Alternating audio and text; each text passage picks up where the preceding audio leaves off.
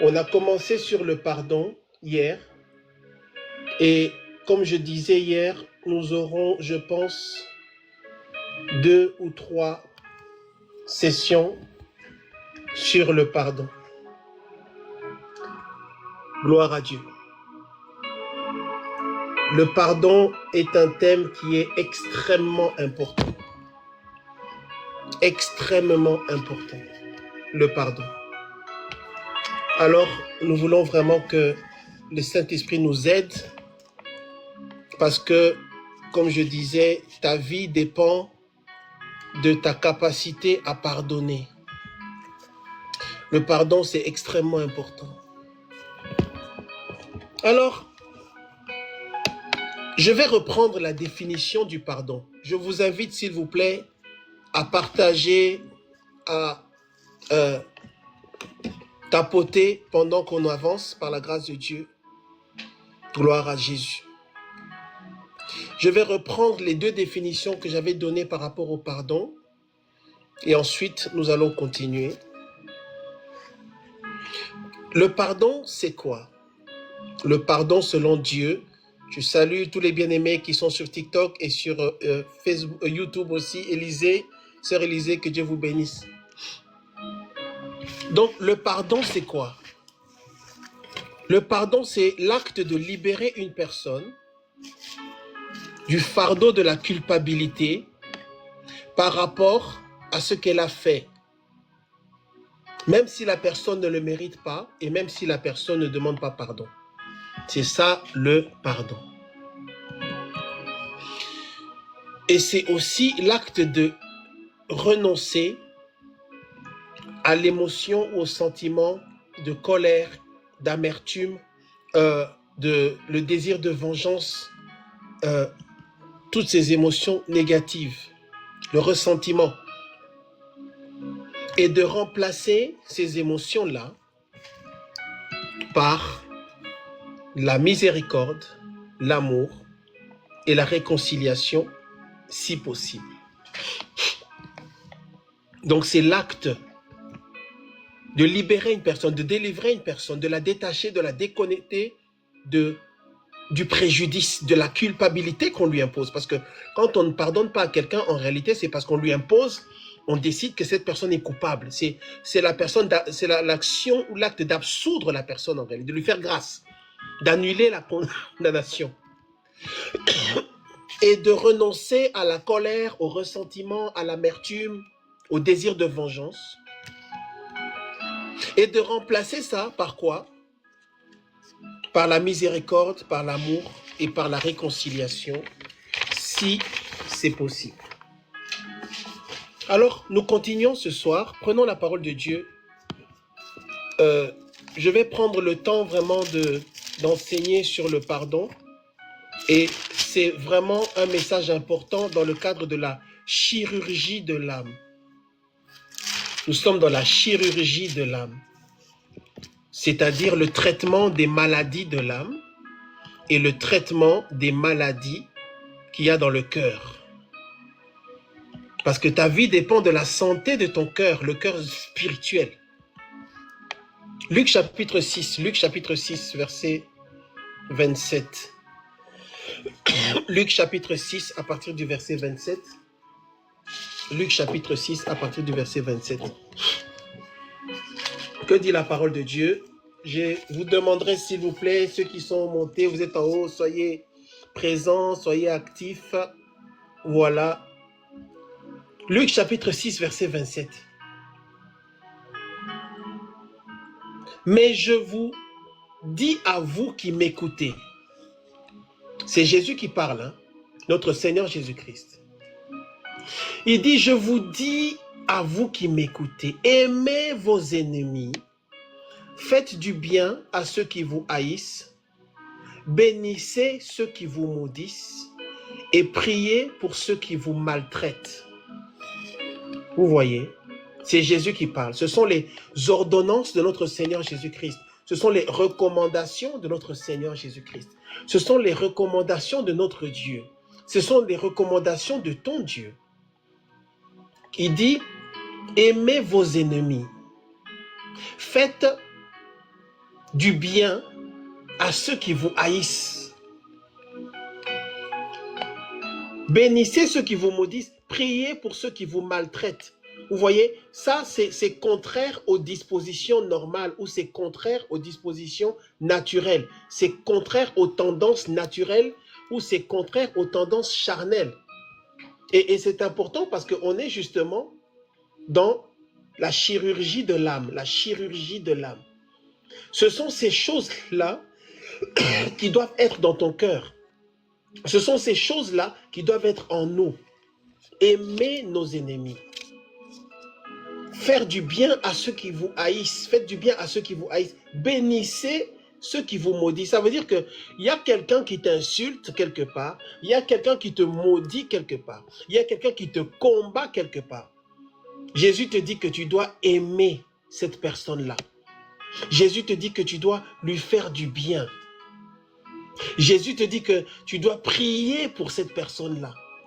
Tu dois prier pour la personne qui te maltraite. Tu dois prier pour la personne qui te fait du mal. Ça, c'est l'évangile de notre Seigneur Jésus-Christ.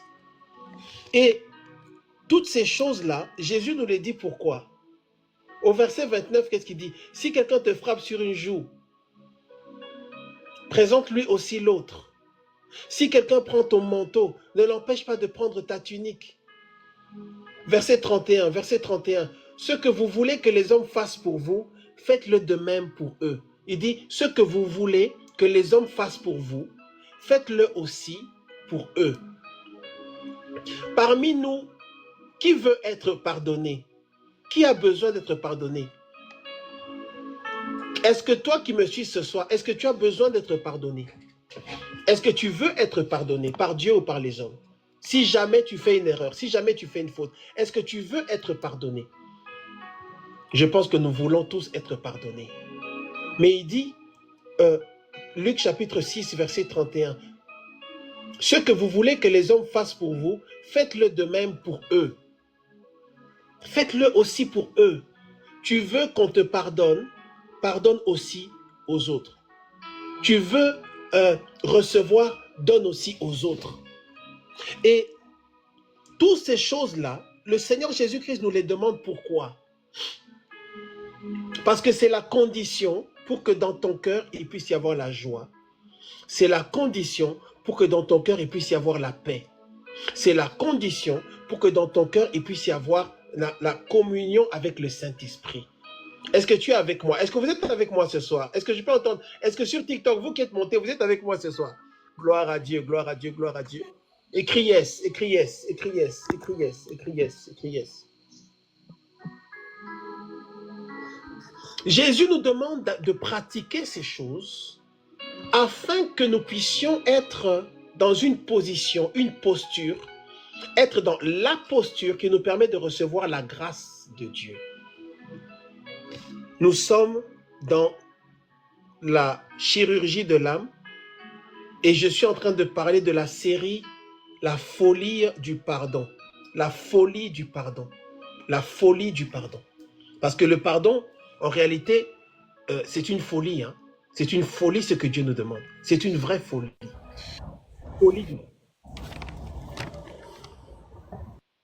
Et en Luc chapitre 26, versets 27 à 29, ce que Jésus nous demande là, quand il dit, mais je vous dis à vous qui m'écoutez, aimez vos ennemis, faites du bien à ceux qui vous haïssent, bénissez ceux qui vous maudissent, priez pour ceux qui vous maltraitent. Il est en train de parler de ce que nous devons faire, ou ce dont il attend que nous puissions faire à ceux qui nous ont fait du mal. Ça concerne notre réaction ou ce que Dieu veut que nous puissions faire quand on nous a fait du mal ou après qu'on nous ait fait du mal. Il dit quoi? Il dit que aimez vos ennemis.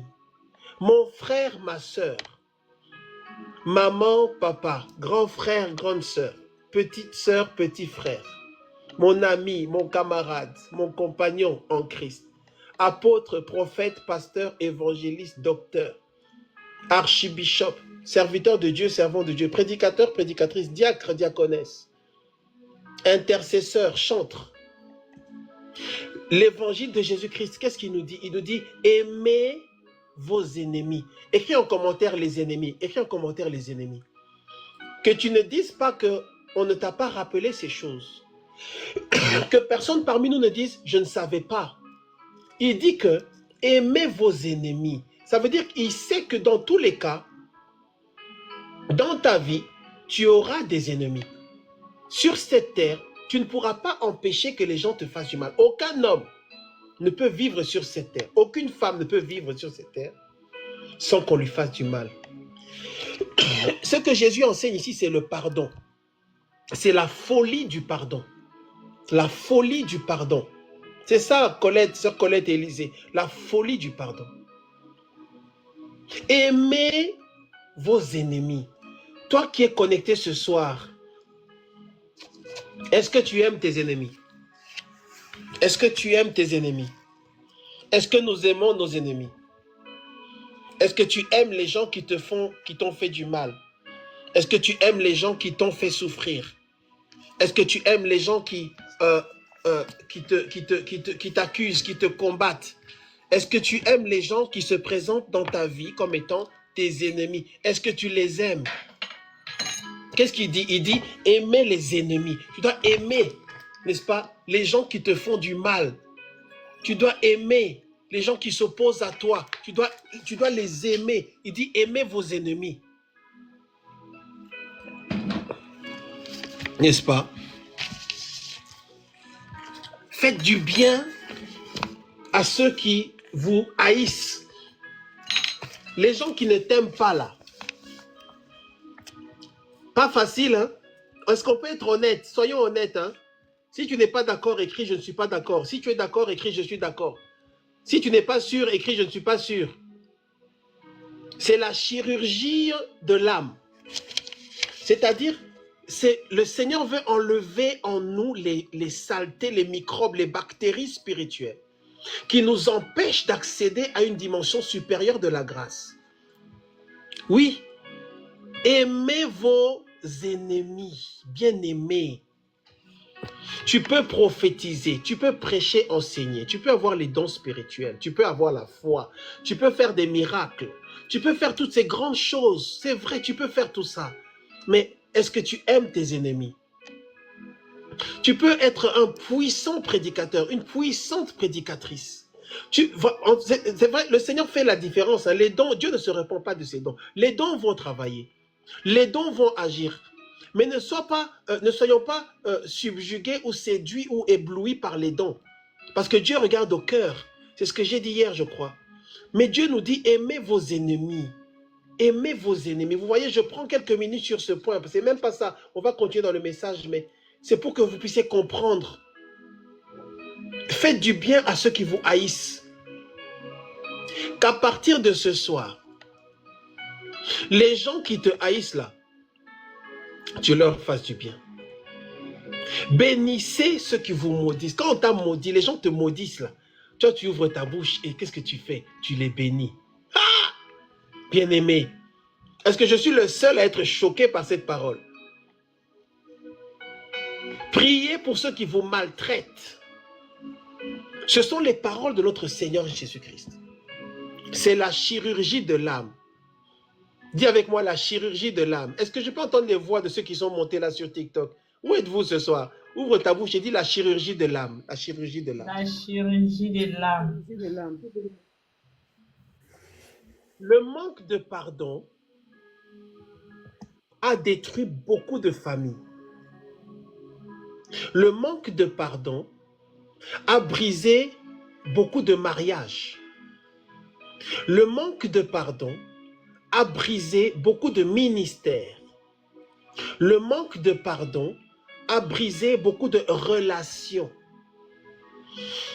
La plupart des gens qui divorcent, dans la plupart des cas, c'est un problème de pardon. C'est-à-dire, quelqu'un a refusé de pardonner la chose qui a été faite. Ou alors les deux ont refusé. À un moment donné, ils ont dit non, nous n'appliquons pas la parole de Dieu. Or, ils nous demandent le pardon. Vous savez, pendant que je préparais ce message, en même temps, le Saint-Esprit me parlait à moi-même. Parce que là, on touche à la racine, une des racines d'empoisonnement ou de destruction des vies et des destinées. Le fait que tu n'es pas capable de pardonner. Et si dans ta vie, tu ne peux pas pardonner, si en tant qu'enfant de Dieu, en tant que chrétien, tu as du mal à pardonner, tu ne pourras pas accéder à certaines dimensions de grâce. Tu ne pourras pas accéder à certaines dimensions de la présence de Dieu. Parce que notre Dieu, c'est le Dieu qui vit dans la sainteté. Il est saint. Il regarde au cœur. Dieu demande un cœur pur. Dieu demande un cœur pur. Écris en commentaire, un cœur pur, un cœur pur, un cœur pur. Et si ton cœur n'est pas pur, tu seras limité dans ta relation avec Dieu. Et un des éléments qui est important en ce qui concerne la pureté du cœur, c'est quoi? C'est la capacité à pardonner. Pardonner pour nous, les enfants de Dieu, doit être quelque chose de naturel, automatique, simple et facile. Pardonner pour toi qui es enfant de Dieu, toi qui pries en langue, toi qui manifestes les dons spirituels, ça doit être quelque chose de facile, de simple, d'automatique. Ça doit être quelque chose, ça doit être quelque chose de simple, parce que tu sais bien que quelqu'un te fera du mal. On a fait du mal à Jésus-Christ et Jésus a pardonné. Qui es-tu? Qui sommes-nous pour braquer?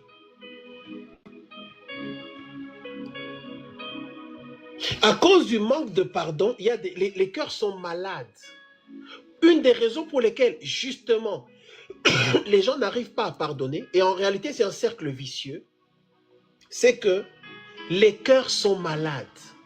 Les cœurs des uns et des autres sont blessés. Les cœurs des uns et des autres, en réalité, saignent. Les cœurs sont endurcis. Et puisque les cœurs sont endurcis, ils n'arrivent pas à pardonner.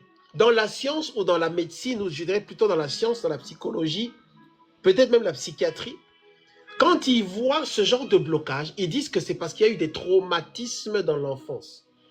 Ils disent que l'incapacité ou la limitation dans tel domaine ou dans tel autre domaine, en ce qui concerne les relations avec les autres sur le plan social, sont liées à des traumatismes du passé. Mais nous qui regardons les choses avec l'œil ou les lunettes ou la perspective de Dieu, du Saint-Esprit, de la parole de Dieu, nous savons la raison pour laquelle tu braques, tu ne peux pas pardonner aujourd'hui, c'est à cause des choses qu'on t'a fait dans le passé. C'est à cause de ton parcours. C'est à cause de ce qui s'est passé dans la maison de ton père.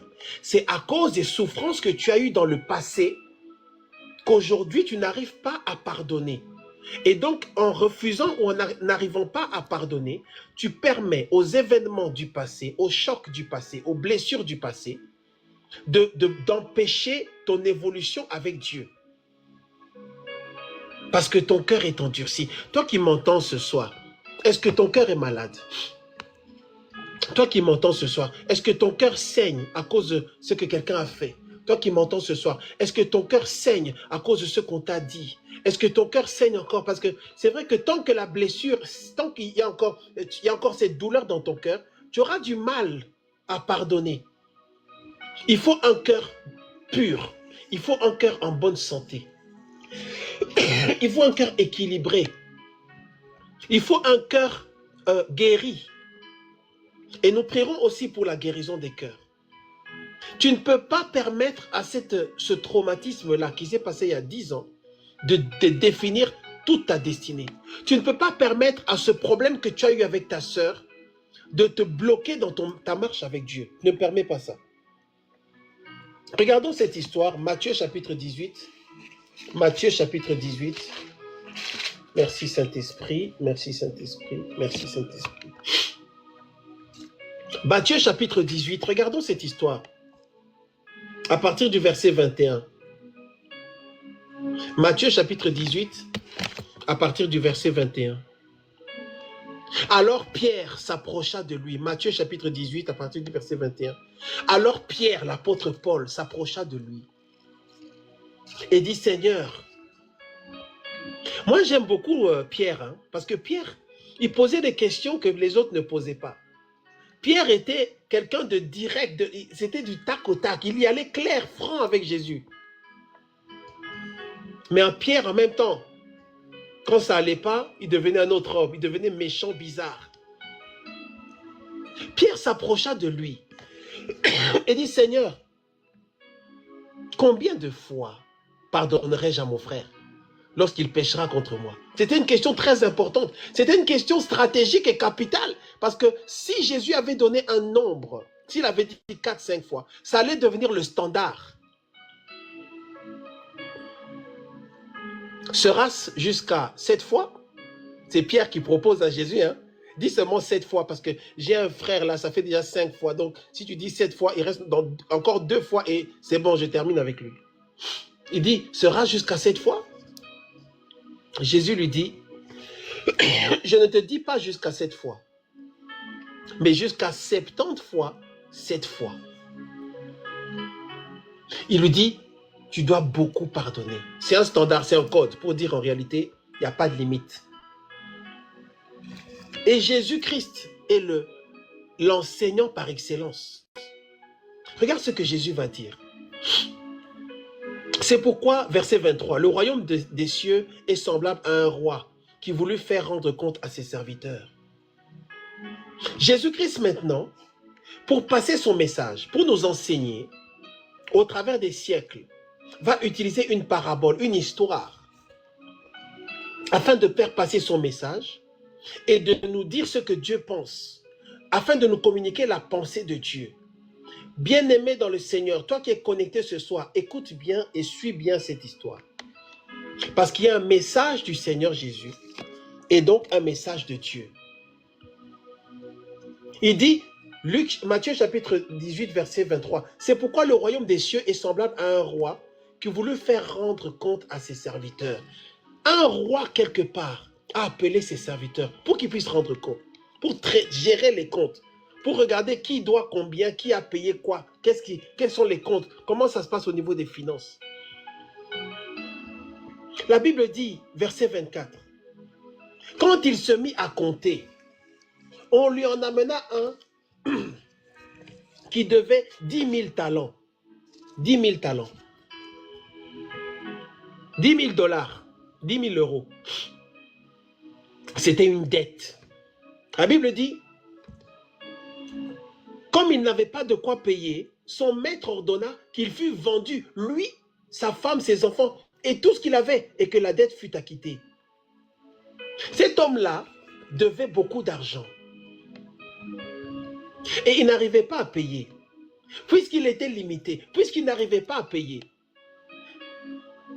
qu'est-ce qui va se passer ici? On dit que le roi décide que cet homme-là va être vendu. Avec sa maison, avec tout ce qu'il a. C'est terminé pour lui. C'est un jugement. Un jugement va venir sur lui à cause de cette dette-là. Sa vie va être terminée. Il n'aurait plus d'avenir. Ce serait terminé en fait. On les vend. Ils n'ont plus d'identité. En fait, ils seraient devenus personne. Il aurait été maintenant sous l'autorité d'autres personnes. Il serait devenu un esclave. Et regardez maintenant ce qui se passe au verset 26. Le serviteur se jetant à terre se prosterna devant lui et dit, Seigneur, aie patience envers moi, je te paierai. Il a commencé à supplier. Cet homme-là a commencé à supplier. Si vous avez des questions, n'hésitez pas à poser les questions. C'est un thème sensible. On a besoin de prendre le temps pour répondre aux enfants de Dieu. Si vous avez des questions, répondez, il n'y a pas de problème. Il a commencé à supplier, non, je ne m'en sors pas, c'est difficile, ne me vendez pas, ô roi, je m'humilie devant toi. Il a supplié, il a pleuré. Il a montré qu'il était limité, il a montré que ça n'allait pas. Cet homme-là, il n'a pas demandé l'annulation de la dette. Il a demandé que le roi soit patient et que le roi attende un peu. Il a supplié le roi. Il a supplié. Et qu'est-ce que le roi va faire? Le roi va décider d'annuler par compassion. Le roi a eu pitié de lui. Le roi n'était pas obligé, mais le roi va avoir pitié de lui. La compassion. Le roi va décider, ok, de l'entendre, de lui faire du bien, de lui pardonner, de lui faire grâce. C'est ce qu'on voit ici. Verset 26, le serviteur se jetant à terre. Se jetant à terre, bien-aimé. Il s'est jeté à terre. Est-ce que tu as déjà vu, vous avez déjà vu un homme qui se jette à terre? Il s'est jeté à terre. C'est pour vous montrer le niveau de supplication. Il s'est jeté à terre. Il s'est lamenté. Il a mis de côté sa dignité, sa fierté. Se jetant à terre, se prosternant, il dit, Seigneur, aie patience, je te paierai. Je te donnerai, pitié, ne laisse pas ma femme, mes enfants, comme ça, tout ce que j'ai. Non, ne nous vends pas. Il a supplié, supplié. Verset 27, ému de compassion, le roi là se dit que non, cet homme s'humilie, cet homme est à bout, cet homme ne s'en sort pas, c'est vrai, c'est réel. Cet homme n'est pas en train de faire de la comédie. Cet homme est vraiment à bout, il n'arrive pas en fait. Est-ce qu'il y a quelqu'un qui entend ce que je suis en train de dire ce soir? Écris yes, écris yes, écris yes, écris yes, écris yes, écris yes. Est-ce que vous êtes avec moi sur TikTok? Est-ce que vous entendez, vous suivez ce message ce soir? Gloire à Dieu, gloire à Dieu. Et il dit, patience, attends, laisse, je te paierai après. On va faire un échelonnement. Il faut qu'on puisse s'arranger, mais ne me vends pas. Ne vends pas ma famille, ne vends pas mes biens et tout ce que j'ai. Ne m'envoie pas comme ça, que ma vie soit terminée. Parce que si ça s'était fait, sa vie se serait terminée à ce niveau-là. Tout ce qu'il avait pu construire avec sa femme, avec ses enfants, tout ce qu'il avait allait être vendu et donné à quelqu'un d'autre. Tout le reste de leur vie, ils allaient être des esclaves pour payer leurs dettes. La Bible dit, ému de compassion, le maître de ce serviteur le laissa aller et lui remit la dette. Il ne lui a pas donné un échéancier pour rembourser. Il a décidé d'annuler la décision de le vendre. Il a décidé de lui accorder une grâce totale. C'est la grâce. Écris en commentaire la grâce. Écris en commentaire la grâce, la grâce. Le maître de ce serviteur, il dit, ok, bon, puisque c'est comme ça, vous savez ce qu'on va faire? J'annule la condamnation. Parce qu'il avait été jugé. Le jugement, c'était quoi? C'était qu'il devait être vendu, sa femme, ses enfants et tout ce qu'il avait. C'était un jugement dur. Parce qu'il devait rembourser 10 000 talents, 10 000 euros, 10 000 dollars, tout ce que tu veux, 10 000 francs CFA. Non, francs CFA, 10 000 dollars australiens. Et cet homme a reçu l'effacement de sa dette. L'effacement. Ému de compassion. C'était à cause de la compassion du roi. C'était à cause de la pitié du roi. C'était parce que le roi a vu qu'en réalité, il ne s'en sortirait jamais. Et qu'en réalité, ça allait simplement détruire sa vie. Écoutez bien, hein? C'était parce que le roi a vu qu'en réalité, il n'aurait pas été en mesure de se rembourser. Et que sa vie allait être détruite. Il allait être foutu. Et le roi dit, ok, bon, ce qu'on va faire. Quel bon roi, quelle bonté, quel bon maître.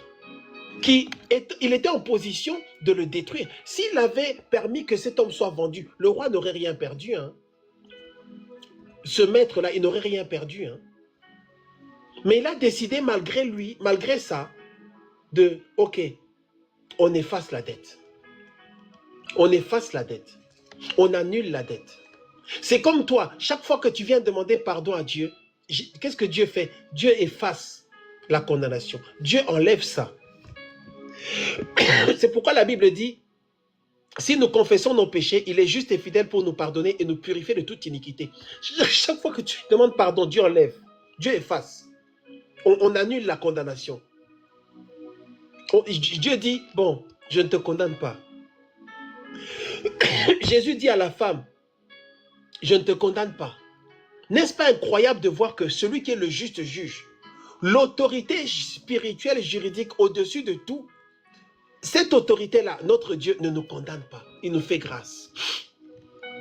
Et donc, il a laissé partir cet homme. La Bible dit au verset 28, après qu'il fut sorti, cet homme-là, qui a reçu cette faveur, ce pardon, cette grâce, il sort de là, il rencontre quelqu'un qui lui doit de l'argent. Il rencontre quelqu'un qui lui doit une petite somme comparée aux 10 000 talents. Il rencontre l'un de ses compagnons qui lui devait 100 deniers. Il le saisit et l'étranglait en disant « Paie ce que tu me dois ». J'ai fait mes recherches. Un talent à l'époque, c'était 6 000 deniers. Un talent, c'était 6 000 deniers. Mais là, l'autre lui devait combien? 100 deniers. Une petite somme. Il l'a attrapé. Il est devenu fort. Là, il est devenu vaillant. Là, il est devenu costaud. Il l'a attrapé. Il l'étranglait. Il l'a frappé. Donc, de l'autre côté, il est en train de se lamenter. De l'autre côté, il est en train de se rouler par terre. De l'autre côté, il est en train d'implorer la pitié. Il se jetait par terre. Mais quand il s'est levé, il attrape son compagnon et il l'étrangle. Paie ce que tu me dois. Paie ce que tu me dois.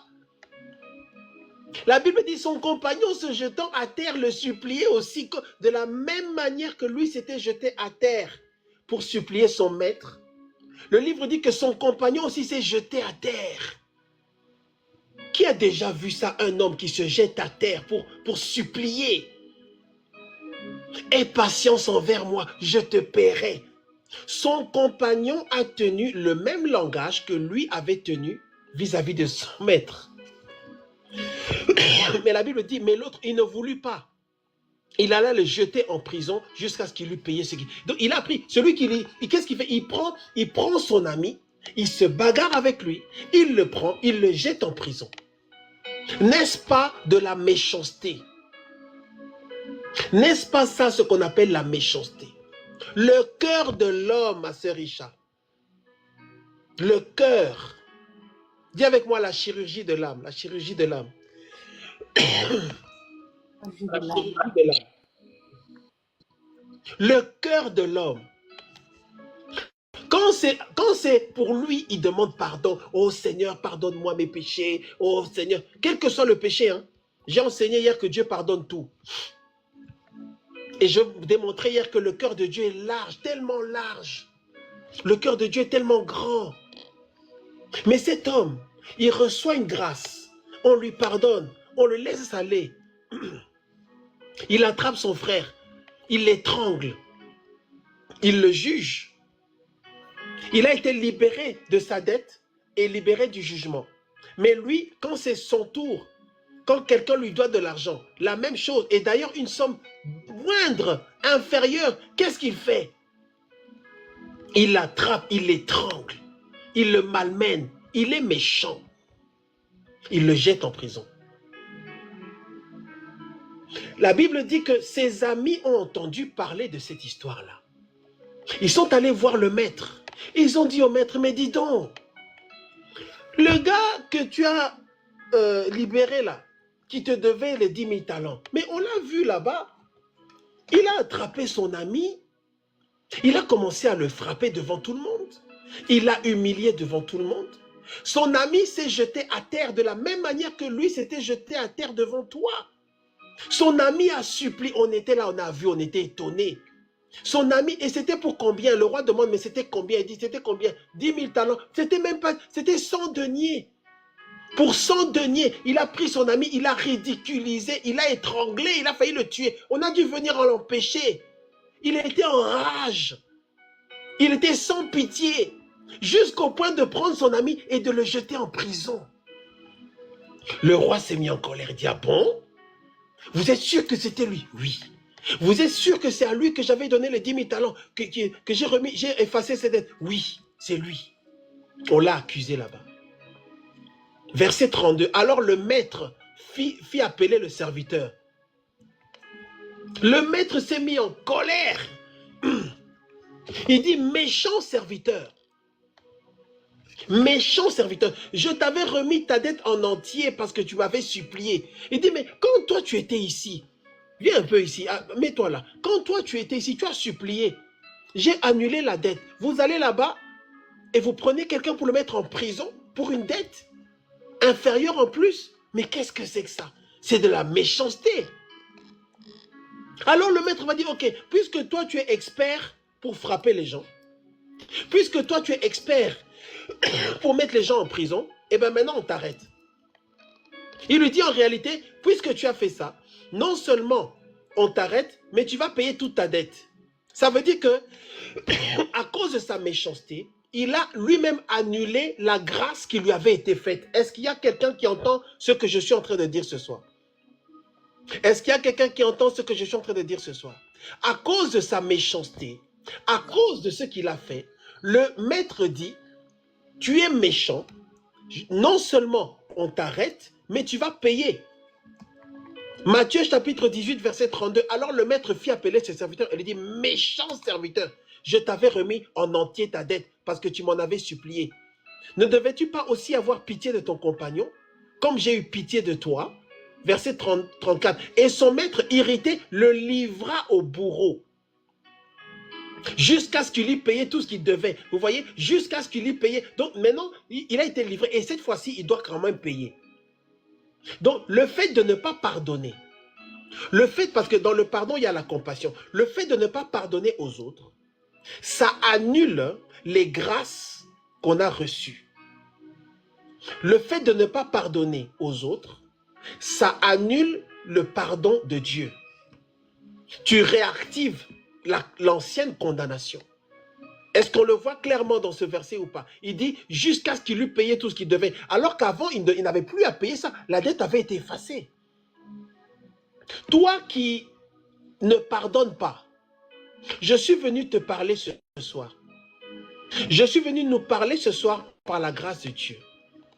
J'ai réalisé en préparant cet enseignement que si tu ne pardonnes pas, tu as des problèmes. Si tu ne pardonnes pas, non. Enfant de Dieu, écoutez-moi. Si tu as du mal à pardonner, non, tu ne pourras pas. Avec Dieu, tu ne pourras pas. Il y a beaucoup de choses ici. Il lui dit d'abord, si tu ne pardonnes pas, tu es méchant. Si tu ne pardonnes pas, tu es méchant. Tu prophétises, mais tu es méchant. Tu fais des miracles, mais tu es méchant. Tu guéris les malades, mais tu es méchant. Oui, tu reçois des paroles de connaissance, mais tu es méchant. Il lui dit quoi? Il lui dit, méchant serviteur. Tu es serviteur, mais tu es méchant. Il dit, méchant serviteur. Parce qu'il dit, ne devais-tu pas avoir pitié de ton compagnon? Qu'est-ce qu'il dit en réalité? Si Dieu a pitié de toi, Dieu veut que toi tu aies pitié des autres. Moi, en ce qui concerne le pardon, un des éléments ou un des arguments qui me convainc le plus de pardonner, c'est quand je dis, mais Dieu me pardonne à moi. Alors, pour que Dieu me pardonne et continue à me pardonner, je pardonne aussi aux autres. Parce que c'est la même grâce, hein? C'est la même loi, c'est le même principe. Ça doit t'encourager à pardonner. De dire que si, moi aussi, je sais que je connais mes défauts. Hein. Est-ce qu'il y a quelqu'un parmi nous qui reconnaît qu'il a des défauts? Écris-moi, moi. Si tu as des défauts, écris-moi. Sur YouTube, si vous avez des défauts, écrivez-moi. Écris-moi, moi. Que Dieu voit que tu as écrit moi. Si tu as des défauts, tu sais que parfois tu... parfois tu pars en... Hein? Parfois tu... Wap. On dirait que voilà, tu as des défauts. Moi, Bachi Mouteba, je vous dis, j'ai des défauts. Ah ouais. Ma femme, elle sait. Oui, je sais, oui. My God. Nous avons des défauts. Ça veut dire qu'il y a des moments où, hein, tu es faible. Il y a des défauts. Ça, ce sont les choses qu'on ne va pas vous dire dans les églises parce qu'on veut que tout le monde soit saint. Non, bien aimé, nous sommes des humains. Donc, le raisonnement qui doit t'aider, qui va nous aider, c'est de dire, Seigneur, moi aussi, j'ai mes péchés et mes défauts. Et quand je viens à toi, tu me pardonnes. Alors, ça suffit à effacer aussi la culpabilité des autres et de leur pardonner. Première chose, le fait de ne pas pardonner, c'est une manifestation claire et nette de la méchanceté. Que quelqu'un écrive méchanceté. C'est de la méchanceté. Qui sait ce que c'est que la méchanceté? C'est ça la méchanceté. Il dit méchant serviteur. Ensuite, maintenant, il y a des conséquences. Quelles vont être les conséquences? La conséquence, c'est qu'il va être livré au bourreau. Il va être livré. Il dit, son maître hérité le livra au bourreau. Toi qui as du mal avec le pardon, écoute bien ce message et sois libéré. Si tu ne pardonnes pas, Dieu va te livrer au bourreau. Si tu ne pardonnes pas, tu entres en prison. Une des conséquences du manque de pardon ou du non-pardon, c'est quoi? C'est que tu entres toi-même dans une prison. Pourquoi est-ce que tu acceptes d'entrer dans une prison à cause du mal que quelqu'un d'autre t'a fait? Pourquoi tu acceptes que ta destinée entre dans une prison à cause de ce que le mal que quelqu'un d'autre t'a fait? Sachant que bien souvent, le mal que les gens nous font, souvent ils ne s'en rendent même pas compte. Bien aimé. C'est-à-dire, la personne qui t'a insulté là, la personne elle ne s'en rend même pas compte. Elle a oublié. Toi, tu es ici, tu entres dans une prison spirituelle. Dieu te livre aux bourreaux. Les bourreaux, c'est quoi? C'est ceux qui vont te tourmenter. Parce que quelqu'un qui ne pardonne pas est tourmenté. Quelqu'un qui ne pardonne pas est déjà tourmenté par les démons, je vous le dis. Quelqu'un qui ne pardonne pas, même s'il prie en langue, il fait tout ça là, mais il y a un aspect de sa vie où en réalité, son attitude est une attitude démoniaque. Il dit qu'il sera livré au bourreau. Bien-aimé, moi et toi, acceptons de pardonner afin d'avoir la paix. Accepte de pardonner afin d'avoir la joie. Accepte de pardonner afin d'être OK avec Dieu. Accepte de pardonner afin que Dieu puisse exaucer tes prières. Pardonner aux gens, c'est un genre de prière, c'est un type de prière. Un malheur doit arriver, un accident doit arriver. Pardonner, c'est un sacrifice. C'est ce que je vais appeler le sacrifice du pardon. Tu sacrifies ta personnalité, tu sacrifies parfois ta dignité, tu sacrifies parfois ta fierté, tu sacrifies ta douleur, ta peine, ton chagrin, tu sacrifies ça pour honorer Dieu. Et un jour, quelque chose de terrible doit arriver, un accident, on doit te faire quelque chose, il y a un complot bizarre qui est fait. Tu n'es même pas en prière, tu es distrait, mais Dieu dit non, ne touchez pas à ma fille. Parce que c'est un enfant qui pardonne. Dieu dit non, ne touchez pas à mon fils. Parce que je connais les sacrifices qu'il fait pour pardonner aux autres.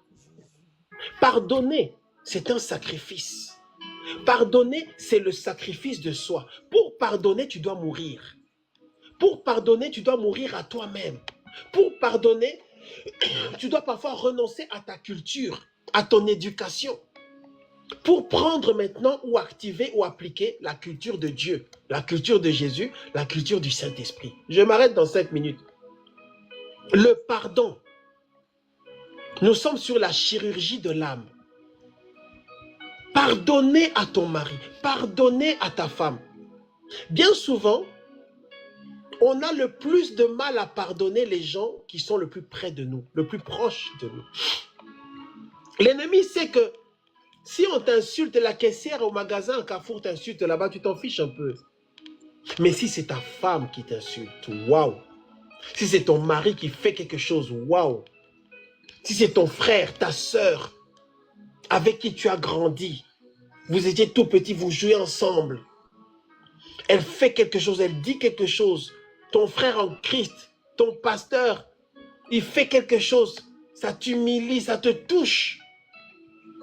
L'ennemi aime faire ça. Mais si tu ne pardonnes pas, c'est la méchanceté et c'est de l'orgueil. Ne pas pardonner, c'est de l'orgueil. Parce que celui qui ne pardonne pas, qu'est-ce qu'il dit? Il dit, moi je suis digne de recevoir le pardon des autres. Moi je suis digne de recevoir le pardon de Dieu.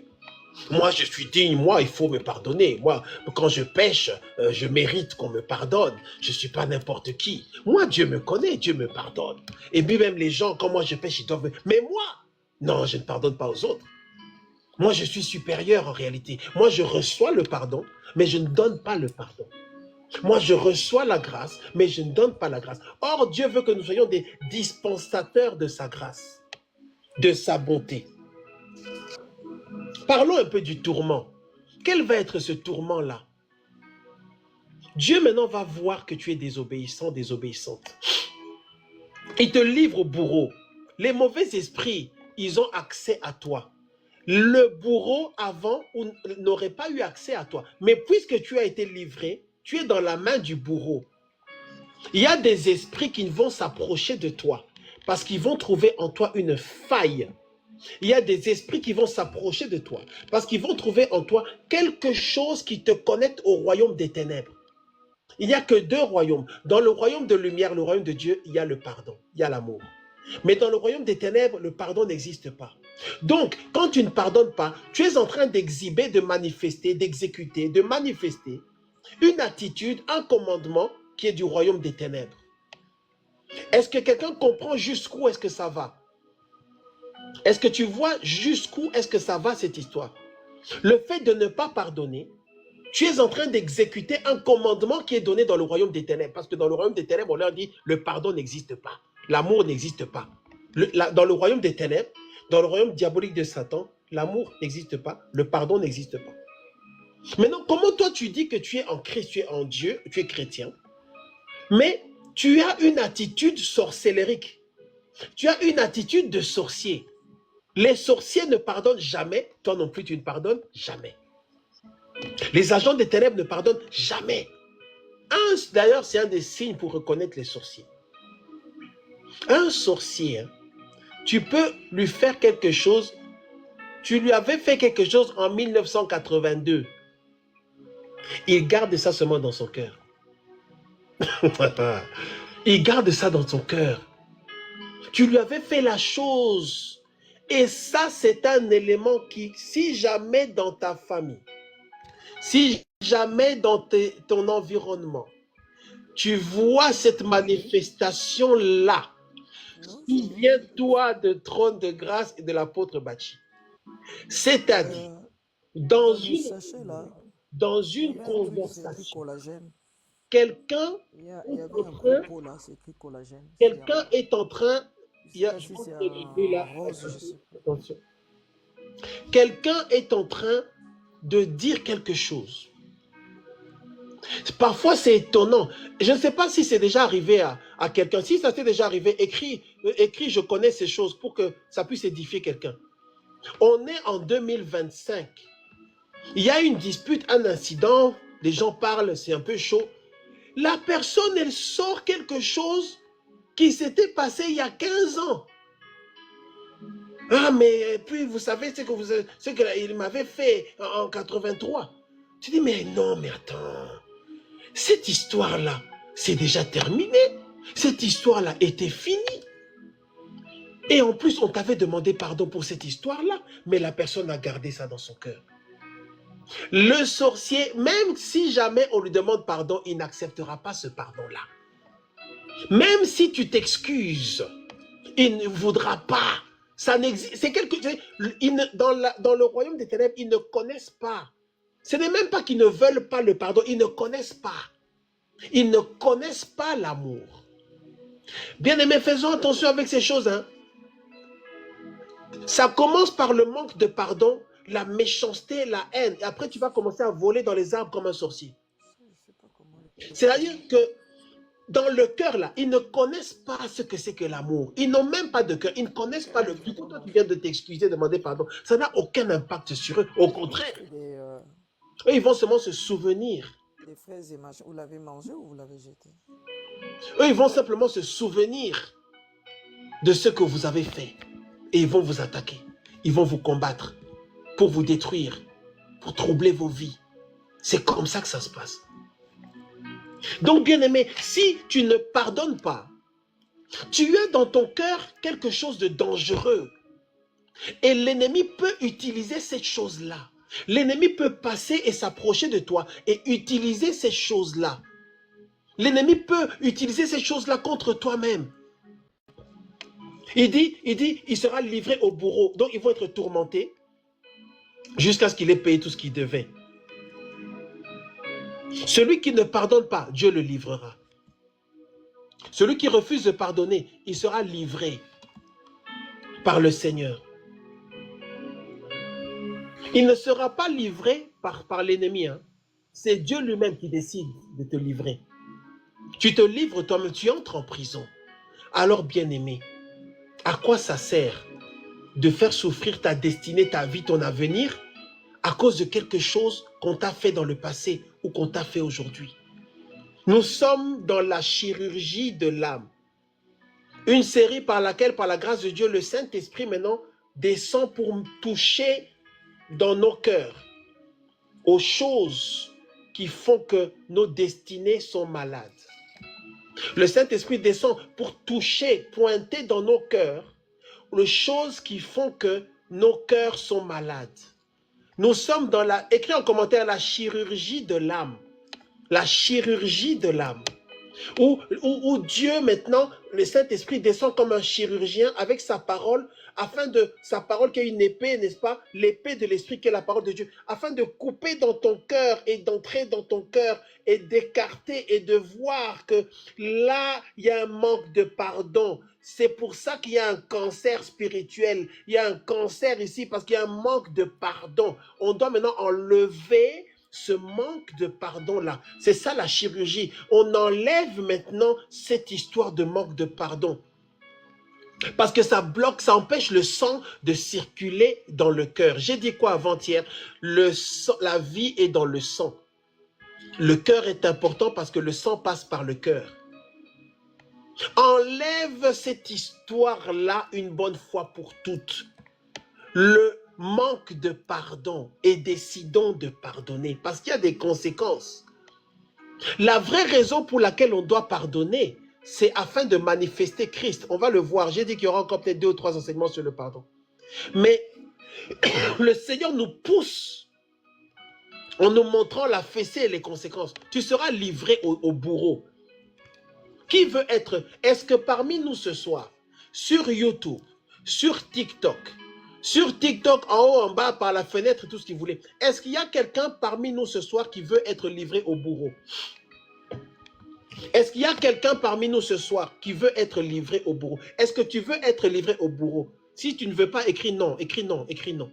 Est-ce que parmi nous aujourd'hui, ou même ceux qui suivront cet enseignement plus tard, le livre dit en Matthieu chapitre 18, verset 19 que cet homme-là, puisqu'il a refusé de pardonner, son maître dit, il est écrit, son maître irrité le livra au bourreau. Est-ce qu'il y a parmi nous un homme, une femme, un enfant qui veut être livré au bourreau, c'est-à-dire livré au mauvais esprit, livré à ceux qui viennent détruire? Les bourreaux viennent pour te torturer, les bourreaux viennent pour te tourmenter, les bourreaux viennent pour détruire ta vie, les bourreaux viennent pour t'arracher les yeux, les bourreaux viennent t'arracher les oreilles, les bourreaux viennent te couper la joue, les bourreaux viennent te faire un trou dans ton ventre, les bourreaux viennent détruire ton mariage, les bourreaux viennent détruire ta famille, les bourreaux viennent détruire tes relations, les bourreaux viennent détruire ta destinée. Est-ce qu'il y a quelqu'un parmi nous qui veut être livré au bourreau?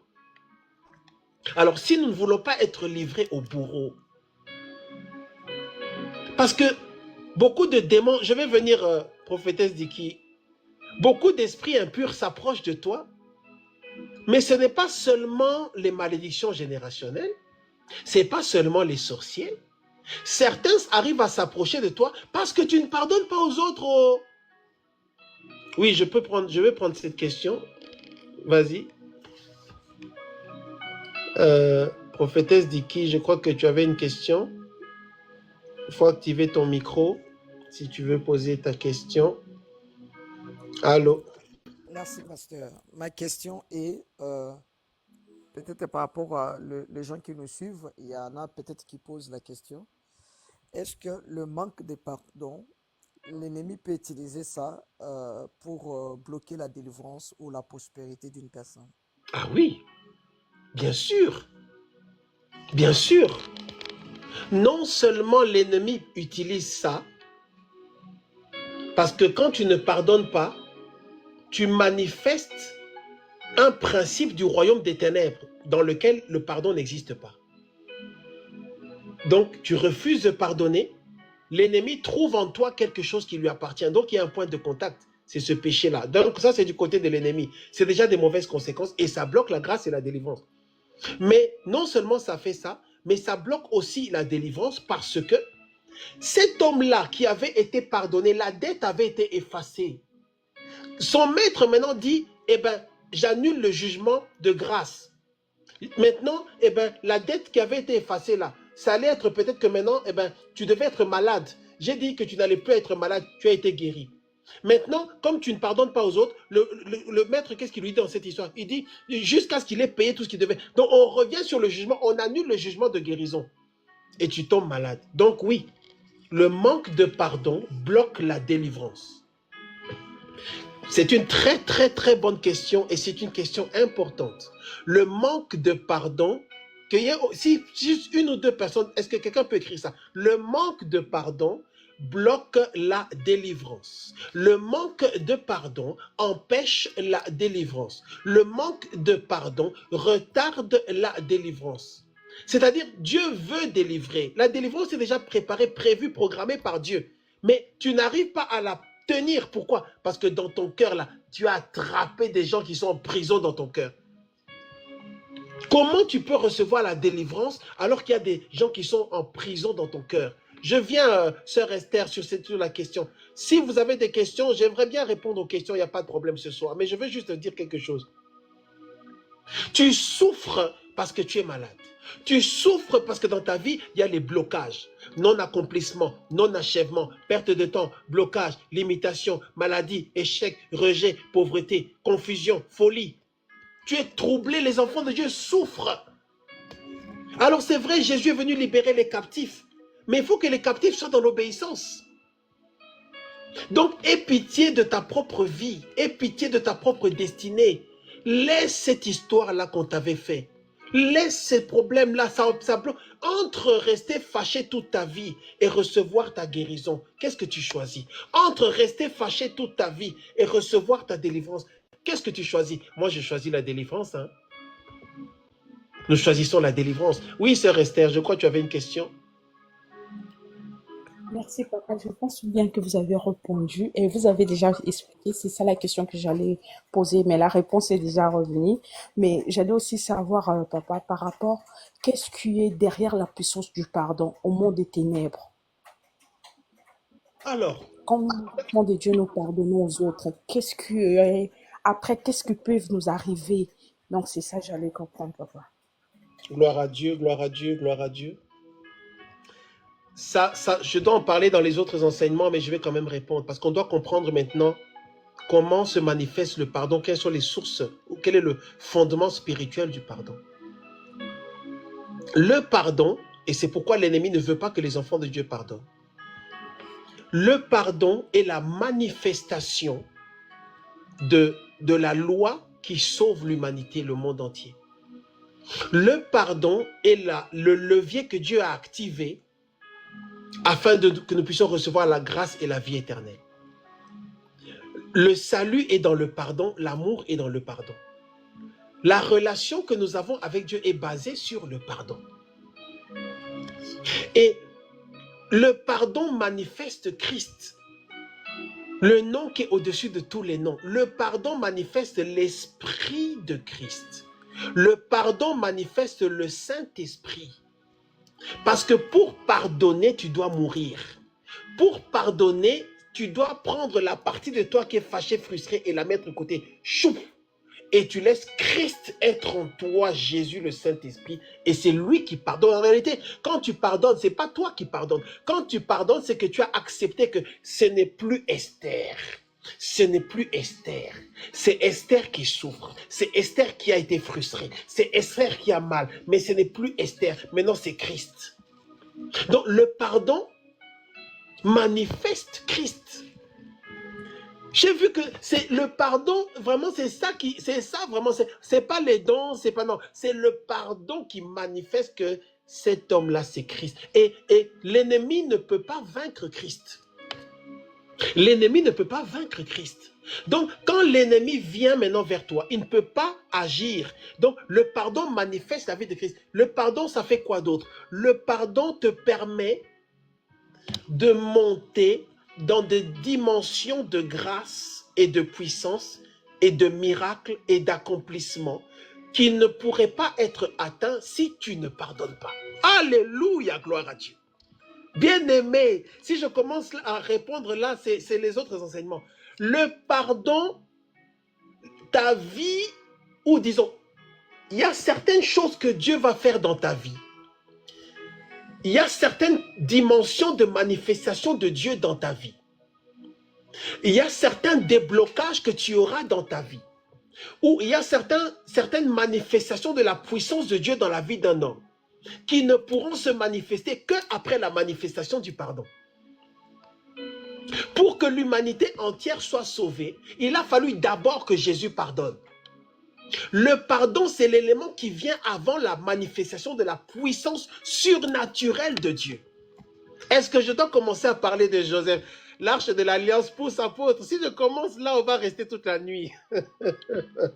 Écris en commentaire le pardon, le pardon, le pardon, le pardon. Jésus, avant, il fallait d'abord qu'il puisse, Père, pardonne-leur parce qu'ils savent. Parce que si on ne pardonne pas, on va tous c'est terminé. Donc on va d'abord, le pardon c'est la porte pour la manifestation de la gloire.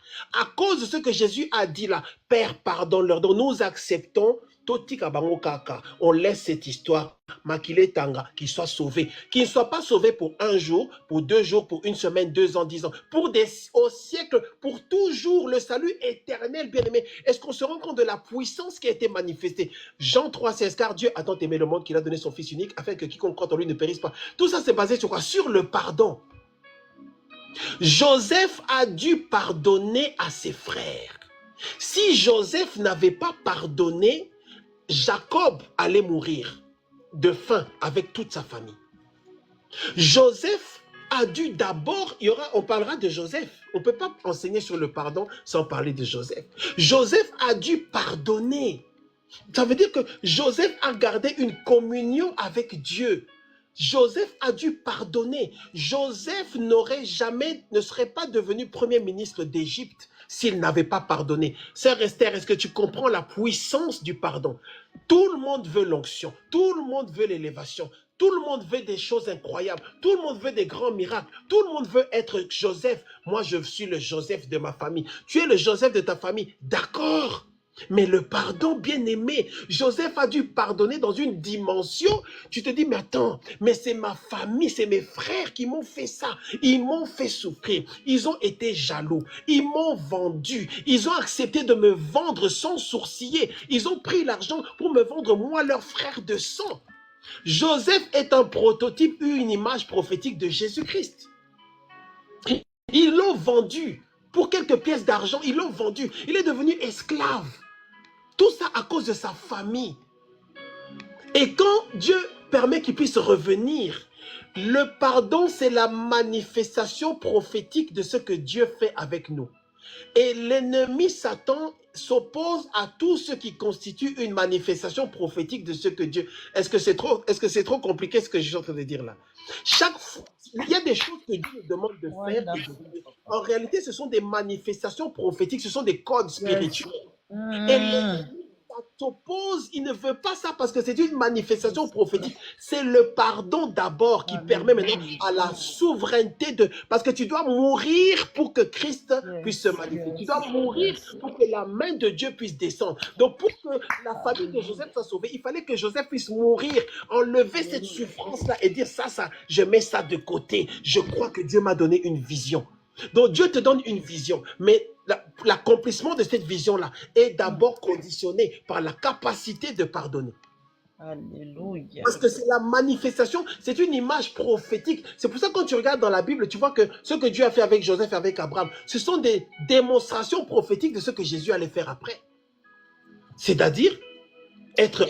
Il y a un parallèle entre Jésus et Joseph. Être accusé, être emprisonné, rester là-bas, même en prison, commencer à dire des mystères dans la prison, et finalement être appelé là-bas et être élevé. Et Joseph a pardonné à sa famille. Il a compris qu'en réalité, ce n'était pas lui qui était important, c'est ce que Dieu veut faire. Et il existe un mystère dans le pardon qui va faire que, écoute bien, que quand tu vas pardonner, et si Dieu voit qu'en toi il y a le pardon, Dieu va t'utiliser dans certaines dimensions qui vont t'étonner, et souvent Dieu va te faire rencontrer les gens qui t'ont fait du mal. Et tu vas leur faire du bien. Ce qui constitue une manifestation prophétique de l'action de Jésus, qui, lui, n'est-ce pas, est venu pour sauver l'humanité, qu'il a rejeté. Nous avons rejeté Dieu, nous sommes péchés. Mais Jésus-Christ est venu et il a manifesté le pardon pour nous sauver, nous qui l'avions rejeté. Et maintenant, nous qui avons étions ennemis de Dieu, avons été réconciliés avec Dieu à cause du pardon manifesté en Jésus-Christ. Donc, sache bien dans ta vie que, dans ta vie, bien souvent, Dieu va te faire rencontrer les gens qui te font du mal aujourd'hui, les gens qui t'ont fait souffrir. Quand tu marches dans le pardon, tu les rencontreras sur ton chemin et tu leur feras du bien. C'est en ça que tu vas manifester Christ. Tu vas les rencontrer dans un aéroport et ils vont se mettre à pleurer. Oh, comprends pas Esther, ce qu'on t'a fait vraiment Esther, pardonne-nous, regarde. Pourquoi? Parce que Dieu les aura tellement frappés. Et quand tu les verras, l'Esprit de Dieu te dit, prie pour eux. Parce que Joseph a dû prier pour ses frères. Joseph a dû maintenant devenir leur intercesseur. Joseph a dû devenir leur protecteur. Les gens qui te combattent aujourd'hui, c'est parce qu'ils ne savent pas qu'en réalité, c'est toi qui es leur protecteur. Les gens te combattent aujourd'hui, mais ils ne savent pas qu'en réalité, ils viendront manger dans ta main. Les gens te combattent aujourd'hui, mais ils ne savent pas, ils n'ont pas la révélation que tu as été en réalité envoyé pour les bénir. Ta famille te combat aujourd'hui, la famille te combat, toi, Joseph, aujourd'hui, mais c'est parce que ta famille ne sait pas encore que c'est toi qui es l'élu qui doit les sauver, que c'est par toi que la gloire va descendre. Mais pour cela, pour que ce projet-là se passe, le Dieu t'a envoyé pour sauver des gens. Dieu t'a envoyé pour sauver ta famille. Dieu t'a envoyé pour sauver ceux qui te font du mal. De la même manière que Jésus a été envoyé pour sauver ceux qui le chassaient, ceux qui le rejetaient. Et c'est pourquoi il dit que le Fils de Dieu est venu afin de sauver ceux qui étaient perdus. Ceux qui étaient perdus, là, c'est ceux qui s'opposaient à lui. Pendant que Jésus est en train de prêcher, le livre dit qu'il y a des gens qui regardaient pour savoir comment le détruire. Pourtant, malgré ça, Jésus allait aller mourir à la croix pour eux. Donc, le pardon, c'est la manifestation ultime de la souveraineté de Dieu, dans le sens où quand toi-même tu descends, les gens qui te font du mal là, ils ne savent pas qu'ils ont besoin de toi. Et plus tard, si tu continues dans le pardon, Dieu va arranger les choses pour que ces gens-là puissent voir qu'en réalité, c'est toi qui es un genre de Christ, un genre de sauveur. Aujourd'hui, tout le monde veut être le sauveur, mais personne ne veut pardonner. Or, tu ne peux pas être le sauveur ou celui qui est utilisé à Dieu, par Dieu pour la délivrance, la guérison, si tu n'as pas en toi le pardon. Alléluia, gloire à Dieu. Est-ce qu'il y a quelqu'un qui comprend ce qu'on est en train de dire ce soir? C'est le pardon. C'est la puissance du pardon. Il y a un mystère incroyable là-dedans. Donc, au-delà de tout ce qu'on est en train de dire là, ce n'est pas le message aujourd'hui. Ça, je dois parler après. La manifestation de Christ par le pardon. Où Jésus, toi, tu viens pour sauver les gens. Les gens qui veulent te tuer. Tu acceptes qu'ils te tuent pour que le plan de Dieu s'accomplisse. Le plan de Dieu ne peut pas s'accomplir, écoutez bien, le plan de Dieu ne peut pas s'accomplir à 100% dans ta vie si tu ne pardonnes pas. Tu seras à 70%, 50%. Mais le plan de Dieu, parce que nous sommes tous appelés, d'une certaine manière, à vivre prophétiquement la vie de Christ. Christ en moi, l'espérance de la gloire. Ce n'est plus moi qui vis, c'est Christ qui vit en moi. Donc, parmi les divers éléments qui constituent la vie de Christ en nous, il y a aussi le pardon. Le pardon maintenant devient quelque chose, on est habitué. Qu'est-ce que la Bible dit? Un homme que personne ne regardait, habitué à la souffrance. Quand il dit habitué à la souffrance, là, de quoi il parle? Habitué à être frappé, habitué à ce qu'on lui fasse du mal. Tu es connecté ce soir. Dieu t'a parlé par la voix prophétique. Il y a des promesses de Dieu pour ta vie. Tu seras un grand prophète. Tu seras un grand serviteur de Dieu. Tu seras apôtre. Tu seras évangéliste. Tu seras un grand prédicateur. Tu seras une grande évangéliste. Amen. Mais tu devras, pour que ça se fasse, tu devras pardonner. Accepter de pleurer en silence. Accepter de pleurer dans la prière. Parce que quand on pardonne, quand ça fait mal, on pleure. Tu vas accepter Gethsemane, de pleurer. C'est ça en même temps, c'est entre guillemets la thérapie de Dieu. Pendant que tu pleures, Dieu est en train de purifier ton cœur. Pendant que tu pleures, Dieu est en train de laver ton âme. Pendant que tu pleures, Dieu est en train... C'est-à-dire, vaut mieux que tu pleures par rapport à la douleur que tu as reçue, qu'on t'a infligée dans la présence de Dieu, que plutôt que devant les marabouts. Tu dis, Seigneur, toi-même tu regardes, tu vois ce qu'ils ont fait. Seigneur, tu vois ce qu'ils ont dit. Seigneur, lave mon cœur. Seigneur, purifie mon cœur. Le pardon est une question de pureté de cœur. Est-ce que, sœur Esther, est-ce que j'ai répondu un peu à la question, à cette question-là? Est-ce que j'ai répondu à cette question-là, sœur Esther? Ah, je crois qu'elle n'est pas là. Le pardon est extrêmement puissant en ce que ça manifeste Christ. Or, pour accomplir le plan de Dieu dans ta vie, tu as besoin que Christ soit en toi à 100%. Pardonner ou s'exercer à pardonner ou apprendre à pardonner, c'est le travail que les pasteurs doivent faire. C'est le travail que les apôtres doivent faire. C'est le travail que les prophètes doivent faire. J'ai remarqué que quand moi j'enseigne, je prêche, en fait, je ne parle pas que, entre guillemets, et ce n'est pas péjoratif. Hein. J'ai remarqué que je ne parle pas seulement aux brebis. Hein. Non, je parle aux pasteurs. Je parle aux prophètes. Je parle aux apôtres. Je parle aux évangélistes. Je parle aux docteurs. Tu dois pardonner. Tu dois apprendre à pardonner. Et Dieu te fera entrer dans une dimension supérieure. Des choses incroyables. Le pardon te permet de réaliser entre guillemets, la mystique de Dieu. C'est là que Joseph s'arrête et Joseph dit, ah, donc Dieu a permis tout ça pour que son plan s'accomplisse. Donc, le pardon était indispensable parce que si je ne leur avais pas pardonné, le plan n'allait pas se manifester. Le fait de ne pas pardonner peut et va bloquer le plan que Dieu a pour toi. Le fait de ne pas pardonner va te limiter. Joseph allait rester en prison là pendant plusieurs années et ça allait passer comme ça. Il allait refuser de voir ses frères. Disons, il allait devenir premier ministre, mais le plan n'allait pas s'accomplir. Le plan n'était pas seulement que Joseph devienne premier ministre. Le plan était que Joseph puisse aider sa famille. Dieu veut que tu puisses aider certaines personnes, malgré ce que ces gens-là t'ont fait. Si tu as compris ça, tu as tout compris. Dieu veut que tu sois une aide, une bénédiction pour certaines personnes, malgré que ces gens-là t'ont fait du mal. Parce que Dieu nous aime malgré nos défauts. Dieu nous aime malgré nos péchés. Dieu nous aime malgré nos erreurs. Dieu nous aime malgré nos bêtises. Dieu nous aime malgré nos trahisons. Dieu aimait Jacob et Dieu aimait les frères de Joseph. Dieu aimait les frères de Joseph malgré ce que les frères de Joseph avaient fait à Joseph. Dieu aimait les frères de Joseph. Dieu les aimait. Dieu les aimait. Et aussi, cette histoire de pardon-là, ça a permis que la prophétie de Dieu s'accomplisse. Parce que Dieu avait dit à Abraham, ta descendance ira en captivité. Elle ira quelque part. Et après, je les sortirai. Donc, ça faisait partie du plan de Dieu. Jacob ne pouvait pas mourir. La descendance de Jacob ne pouvait pas mourir. Les enfants de Jacob ne pouvaient pas mourir de faim. Jacob ne pouvait pas mourir de famine dans le désert. Il fallait un plan, il fallait un projet. Qu'est-ce que Dieu dit? Ok. Je vais utiliser cette haine-là que ses frères, la jalousie des frères de Joseph là. Je vais l'utiliser.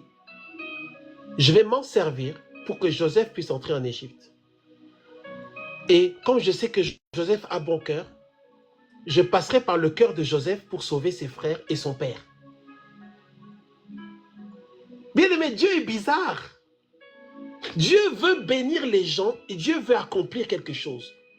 Est-ce que tu es connecté ce soir? Est-ce que tu comprends que Dieu veut accomplir quelque chose? Dieu veut faire quelque chose. Mais cette chose-là, pour que Dieu puisse la faire, il faut que tu sois quelqu'un qui pardonne. Parce que Dieu, n'est-ce pas, va passer au-delà de tes sentiments, tes émotions. Dans le cadre de l'accomplissement, les sentiments et les émotions ne comptent pas. Dans le cadre de l'accomplissement du plan de Dieu est tellement esprit, il est tellement puissant, il est tellement mystère que les larmes, les émotions ne comptent pas. Est-ce que tu peux accepter cet évangile-là? C'est pourquoi à Gethsemane, le plan ne s'est pas arrêté seulement parce qu'il y avait des grumeaux de sang. Non. Le plan ne s'est pas arrêté parce que Jésus a dit, est-ce que si cette coupe peut s'éloigner? Non. Le plan ne s'est pas arrêté parce que Jésus saignait à la croix. Le plan ne s'est pas arrêté parce que Jésus souffrait, non. Parce qu'il fallait accomplir le plan. Donc quelqu'un doit comprendre aujourd'hui que cette histoire-là, Makamo et Azambo, ce n'est pas des histoires de « Ah, on m'a fait ça ». Non, non, non, non, bien aimé. Tu es en train de continuer l'œuvre de Christ par rapport à laquelle tes émotions personnelles ne comptent pas. Parce que tu es esprit. Deviens un esprit. Le pardon, c'est ce qui te permet de devenir esprit. Waouh! Le pardon te permet de devenir esprit. Parce que la partie en toi qui souffre quand on te fait du mal, ce n'est pas ton esprit, c'est ton âme. Mais le pardon, c'est ça qui te permet de devenir esprit. Vous savez, souvent dans nos expressions, on dit « Ah, mon esprit, ah, tu es esprit ». C'est-à-dire que dans cette situation-là, je ne réagis pas selon les émotions. Non, non, j'entre en esprit. Maintenant, c'est une autre partie de moi, une autre dimension. Dans ce qui concerne le pardon, ta chair et ton âme se tait. C'est maintenant Christ en moi par l'esprit qui agit. Donc, le pardon est une œuvre surnaturelle. Le pardon est une œuvre qui relève de la mystique de Dieu.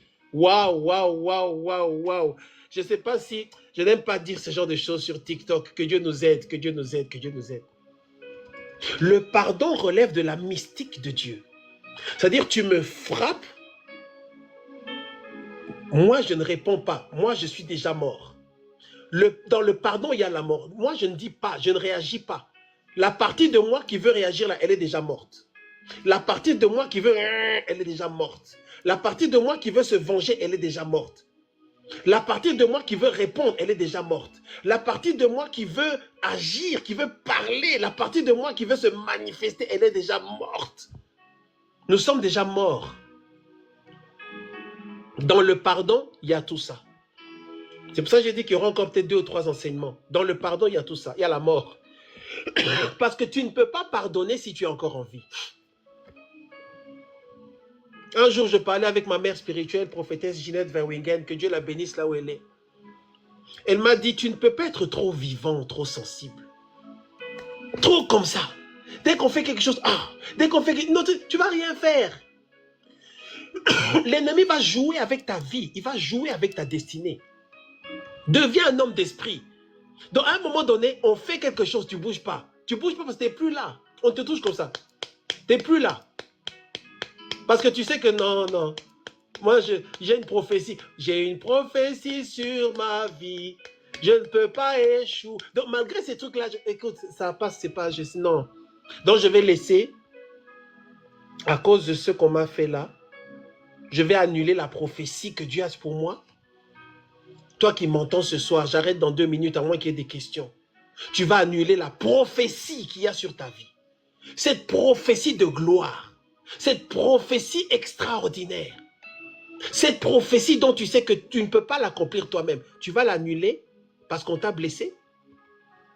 Tu vas annuler cette prophétie-là parce qu'on t'a humilié. Non. Tu vas annuler cette prophétie, toi Joseph. Tu vas annuler cette prophétie-là parce que tes frères t'ont vendu. Est-ce que ça fait mal? Oui. Ça fait souffrir? Oui. J'annule la prophétie? Non. Joseph s'est souvenu de son rêve, qu'il était là et que sa famille se prosternait devant lui. Souviens-toi toujours de la prophétie que Dieu t'a donnée. Souviens-toi toujours de la promesse que Dieu t'a donnée. Et ne permets pas à ce que les gens te font d'annuler la promesse. C'est pourquoi Dieu parle par la voix prophétique. C'est pourquoi Dieu te montre des songes. C'est pourquoi Dieu te montre ce qu'il veut faire avec toi. Pour que tu aies une référence. Pour que ta référence soit ce que Dieu m'a dit. Je vous dis souvent, tu peux faire tous les directs que tu veux pendant des heures. Le plus important, qu'est-ce que Dieu t'a dit? Et donc, quand on te fait du mal, quand tu souffres, ton travail, c'est quoi? Te souvenir de la prophétie. Est-ce qu'il y a une prophétie sur ta vie? Écris oui. Si c'est vrai, écris oui. Toi qui m'entends, est-ce qu'il y a une prophétie sur ta vie? Est-ce que des prophètes, quand je parle de prophétie sur ta vie, ça veut dire quoi? Est-ce qu'il y a quelque chose que 1, 2 ou 3 prophètes ont confirmé qui concerne ta vie en disant la même chose? Si Dieu a dit à 1, 2, 3 personnes à peu près la même chose sur ta vie, Dieu t'a parlé, Dieu a donné une prophétie sur ta vie. C'est une promesse. Maintenant, tu ne peux pas avorter ça. Tu vas avorter ça si tu ne pardonnes pas. Parce que par rapport à l'accomplissement de certaines de ces prophéties-là, Dieu va passer par ta souffrance. Dieu va passer par ta peine. Dieu va passer par tes larmes pour délivrer. Dieu va passer par tes larmes pour rentrer. Est-ce que tu imagines la trajectoire de l'accomplissement de la prophétie de Joseph? C'est passé par ses larmes. Est-ce que quelqu'un imagine Joseph dans sa petite chambre, dans le fin fond de la parcelle de Potiphar, à 2 heures du matin, assis par terre, accroupi, en train de regarder par terre? Si je suis ici, c'est mes frères qui m'ont vendu. Mes frères, ils m'ont vendu. Ils voulaient même me tuer. C'est pour ça que je suis ici. Pourtant, Dieu m'avait montré une prophétie, un rêve prophétique d'élévation, de grandeur, de gloire. Il secoue la tête, il se couche. Le lendemain, pendant qu'il passe l'aspirateur, la femme de Potiphar, elle commence à faire son cinéma. Joseph est obligé de s'enfuir. On l'arrête, on le met en prison. Pendant qu'il est en prison, il se dit, si je suis en prison, c'est parce que je n'ai pas voulu coucher avec cette femme. Et c'est parce que mes frères m'avaient vendu. Ah! Pourtant, Dieu m'avait montré des rêves de gloire, des grandes choses. Mais est-ce que Dieu a menti ou est-ce que mes rêves étaient faux? Est-ce que ces prophéties-là, est-ce qu'elles étaient vraies? Mais je pardonne à mes frères, je leur pardonne. Et quand il a vu ses frères, la Bible dit qu'il est allé pleurer parce qu'il était sous le choc et il comprenait maintenant que le pardon te fait entrer dans la dimension de la compassion de Dieu. La compassion qui dit, tu vois ces gens, ils m'ont fait du mal. Mais si justement je décide de rien leur donner là-bas, au Koufa. Est-ce que tu sais qu'il y a des gens qui te font du mal aujourd'hui, bien-aimés dans le Seigneur? Demain, ils auront besoin de toi. Je te dis, si tu es un enfant de Dieu, de trône de grâce, par la grâce de Dieu, je sais de quoi je parle.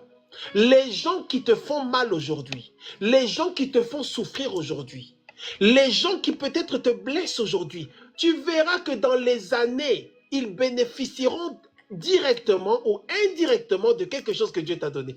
Alléluia. Je sais de quoi je parle, je le vis, je l'ai déjà vu. Il y a des gens qui aujourd'hui te prennent pour je ne sais pas quoi, à cause, c'est vrai parfois de tes erreurs, parfois de ton caractère, mais Dieu a une façon bizarre de naviguer dans le temps. Tu vas voir qu'un jour tu fais quelque chose là et la personne en bénéficie. Un jour tu fais quelque chose, la personne elle vient manger dans ta main indirectement. Au fond de toi tu te dis mais attends, mais il y a 20 ans cette personne ne peut pas me sentir.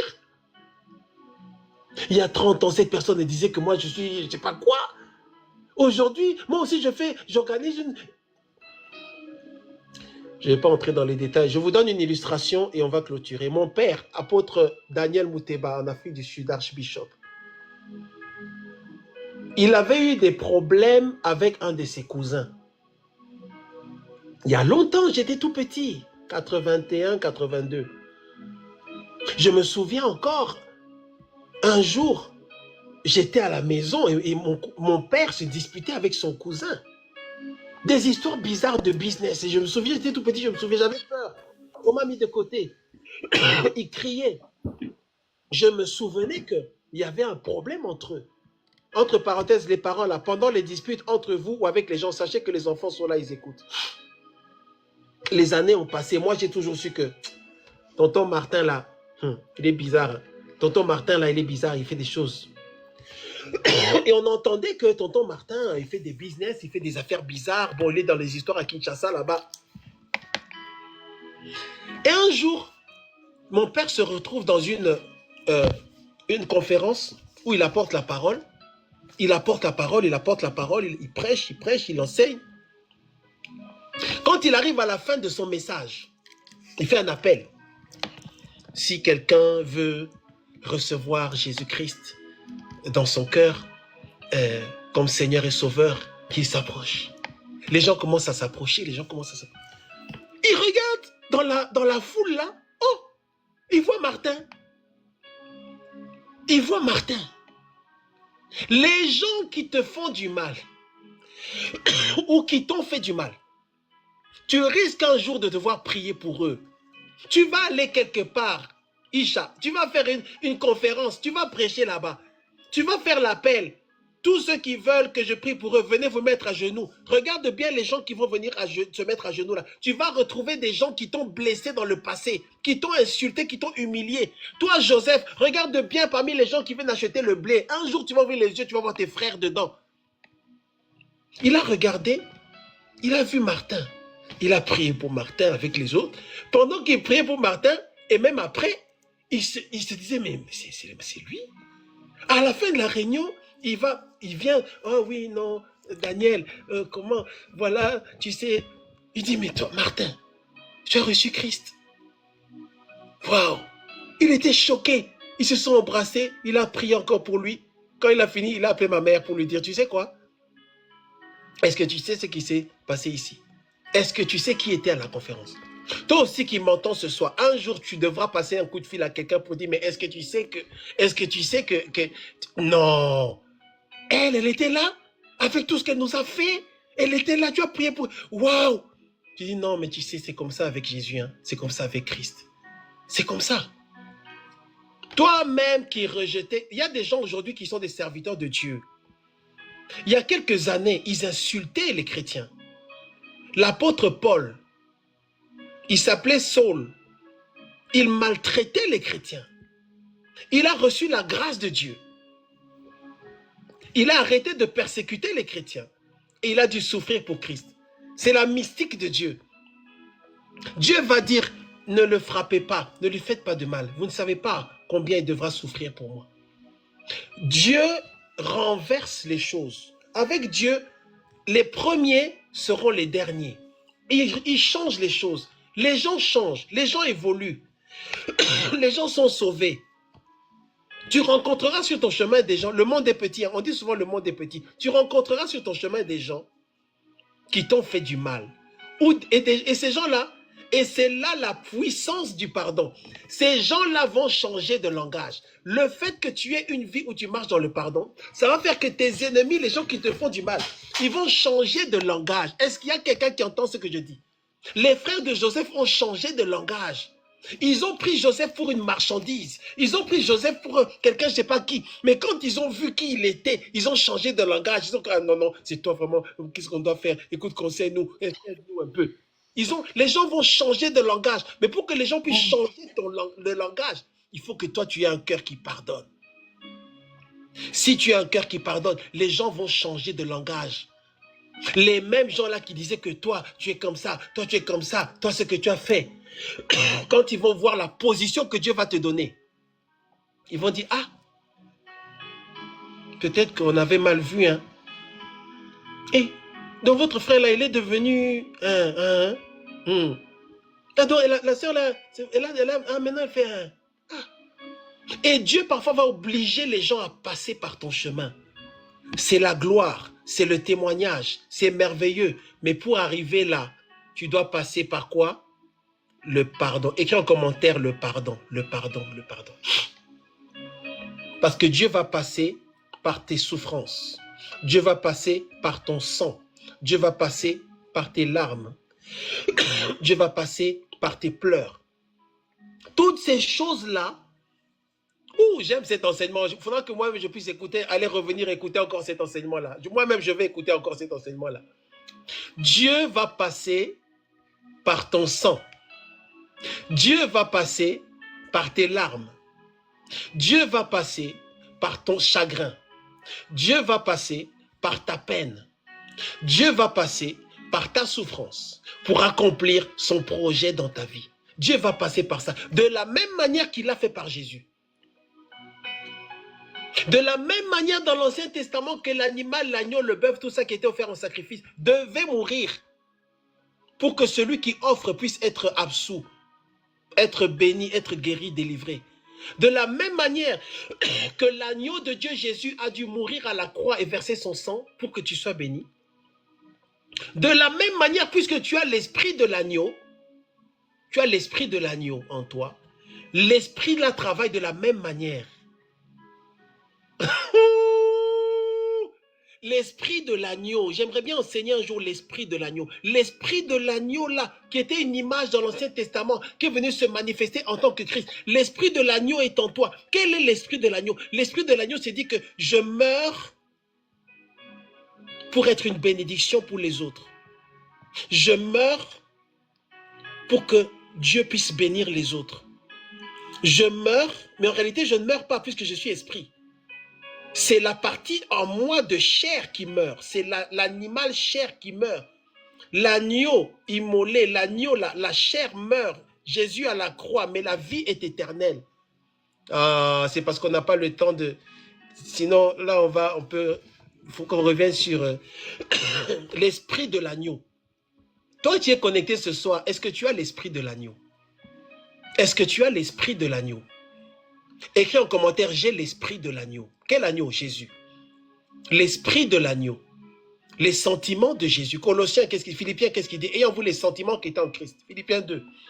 J'ai l'esprit de l'agneau. Et l'esprit de l'agneau, c'est l'esprit qui dit, l'agneau est prêt à mourir. L'agneau dit, je suis venu pour mourir.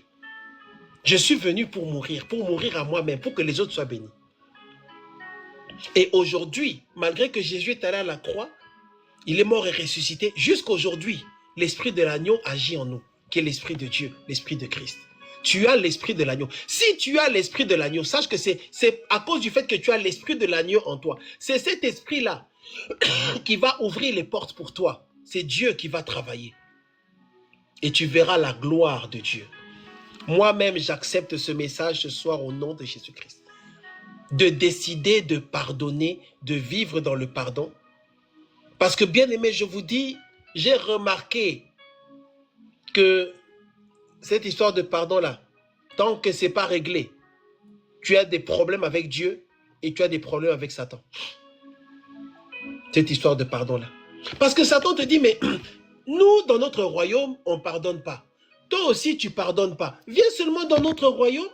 Pourquoi tu dis que tu es chrétien? Nous, dans notre royaume, on fait ce que toi tu fais. Mais toi, tu ne veux pas être dans mon royaume à moi, le royaume des ténèbres. Tu dis que tu es chrétien, mais tu fais comme nous. Viens seulement être avec nous. L'ennemi te réclame. Parce que l'ennemi voit que tu fais ce qu'on fait dans son royaume. Or, tu es dans le royaume de lumière. Décide de pardonner à ton père. Décide de pardonner à ta mère. Décide de pardonner à tes enfants. Décide de pardonner à ton frère, ta sœur de sang. Décide de pardonner à ton cousin, ta cousine. Décide de pardonner à ton pasteur. Pasteur, décide de pardonner à tes brebis. Décide de pardonner. Décide de mourir. Décider de pardonner, c'est décider de mourir. Père, pardonne-leur. Parce qu'ils ne savent pas ce qu'il faut. Le pardon de Christ, c'est la base. Si par le Saint-Esprit, tu prends en compte cet enseignement, ta vie commence à changer. Est-ce qu'il y a encore une question? On va s'arrêter. Une ou deux dernières questions, sinon on va prier. Une ou deux dernières questions, on va prier. Je crois qu'il n'y a plus de questions. Gloire à Dieu, gloire à Dieu, gloire à Dieu. Question. Ok, Cereza. Ok, j'écoute la question. Ah, vous n'êtes pas monté. Bon, vous pouvez écrire la question ou alors monter, je ne sais pas, faites la demande. Cereza, si vous voulez monter ou alors écrire la question. Gloire à Dieu. Faites une demande, Cereza, s'il vous plaît. Si vous voulez poser une question, sinon on avance, on va terminer. Gloire à Dieu. Pour mieux prier, pardonner permet de libérer notre âme pour mieux prier. Oui, quelle est la question? Si vous avez des questions, posez vos questions. Oui, j'écoute la question. Que Dieu vous bénisse. Oui, Bonsoir. bonsoir. Alors, je suis la fille de l'Arche de l'Alliance Amen. et je voulais vous demander si pardonner permet de libérer notre cœur et notre âme. Ah oui. Je n'ai pas besoin de tout le monde. Absolument. Pour mieux Absolument. prier? Oui. Le pardon permet de libérer le cœur et l'âme, oui. Parce que le pardon permet de manifester Christ. Dans ma vie, Le pardon permet de manifester la vie de Christ. Donc oui, le pardon nous permet d'être libre et d'avoir un cœur pur. Donc c'est ça la réponse. Amen. Ah, d'accord. Que Dieu vous bénisse. Amen, vous aussi. Est-ce qu'il y a une autre question? Rapidement. Aurel Foubou, est-ce qu'il y a une question? Sinon, vous montez Aurel Foubou, ou alors vous écrivez la question, ou alors vous faites une demande. Sinon, on va prier. Gloire à Dieu, gloire à Dieu. Merci Seigneur. Gloire à Jésus, gloire à Jésus. Ok, je crois qu'il n'y a pas de demande. On va prier le Seigneur, on va prier le Seigneur. Gloire à Dieu. Vous qui êtes montés, je veux que vous puissiez activer vos micros pour prier avec moi, s'il vous plaît. Gloire à Dieu. Nous voulons faire une prière très simple. Dans cette prière, on va dire Seigneur,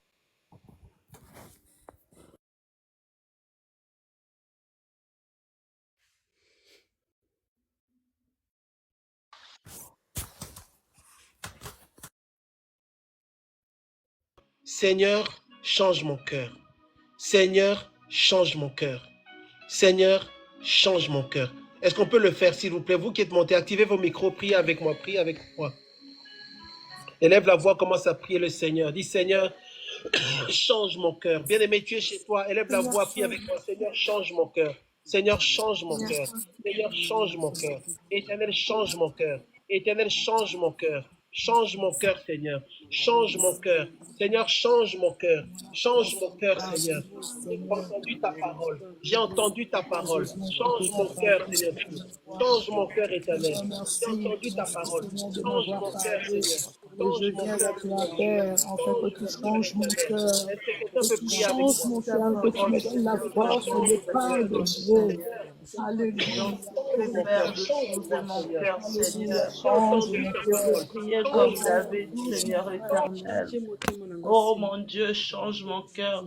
Crée en moi un cœur nouveau. Crée en moi un cœur nouveau. Crée en moi un cœur qui sait pardonner. Crée en moi un cœur qui sait, Seigneur, s'humilier. Change mon cœur, Seigneur éternel. J'ai besoin que tu puisses, Seigneur, opérer dans mon cœur. Seigneur, change mon Seigneur, mon Dieu. de Oh, pardonner. Yahweh, Seigneur. Oh, J'ai Éternel, écouté change ta Seigneur, parole ce soir. J'ai Yahweh, écouté ta Seigneur, parole change ce mon soir. cœur. J'ai reçu ta Oh, parole Papa, ce soir. Ta change. parole nous Tu m'a changes mon interpellé, cœur, Père Seigneur. éternel. Tu me demandes de Change, pardonner, change Père mon éternel. Je cœur. reconnais, Change mon béni-bien, cœur Change afin mon que je sois cœur. délivré. Seigneur, Change mon viens cœur changer afin mon que je cœur. Viens puisse changer mon cœur. vivre, Père éternel. Change mon cœur, Père éternel. Afin que mon Dieu, mon roi, Change sur mes mon promesses, cœur. les promesses que tu Change m'as mon données, Père cœur. éternel, me Change concernant. mon cœur. Change mon cœur, Seigneur. Change mon cœur, Seigneur. Change mon cœur, Seigneur. Change mon cœur, Seigneur. Change mon cœur, Seigneur. Change mon cœur, Seigneur, au nom puissant de Jésus. Change-moi, Seigneur. Change mon cœur, Change-moi, Seigneur. Seigneur. Change mon cœur, Change-moi, Seigneur. Seigneur. Change mon cœur. Change-moi, Seigneur. Je Change veux mon pardonner, cœur, Seigneur. Seigneur, au nom puissant Pardonne-moi, de Seigneur. Jésus. j'arrive Accorde-moi, à Père pardonner, éternel. Seigneur. Accorde-moi Mais ton pardon. j'arrive à Accorde-moi ton pardonner, cœur, Seigneur. pardon. Accorde-moi ton Prie, cœur Seigneur, épris par d'amour. ton amour, Un cœur que Seigneur, de faire du bien un à cœur mon que cœur. Seigneur oublié, un De cœur me que donner la Seigneur force de pardonné, un Change-moi, cœur pardonner. que Seigneur. Seigneur pardonné. Change-moi, Seigneur. Alléluia, Accorde-moi, change mon Seigneur, cœur. accorde-moi, Seigneur, accorde-moi, Change mon Seigneur, cœur. accorde-moi, Seigneur. Oh, Père. Accorde-moi le pardon, J'éternel seul, je accorde-moi ne le pardon. saurais pas me délivrer.